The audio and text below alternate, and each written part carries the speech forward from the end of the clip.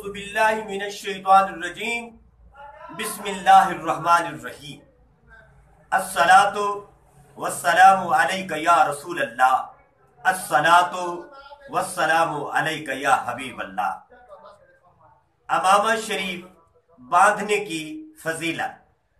بیکی شریف میں حضور اقدس صلی اللہ علیہ وآلہ وسلم کا فرمان عالی شان ہے، آپ امامہ شریف جب باندھتے تو دو شانوں کے درمیان اپنا شملہ مبارک لٹکاتے، اور آپ نے فرمایا امامہ شریف باندھا کرو، باندھتے وقت دو شانوں کے درمیان پیٹھ پہ اپنا شملہ لٹکایا کرو، یہ فرشتوں کی نشانی ہے، فرشتوں کے نشان میں سے ایک نشان ہے۔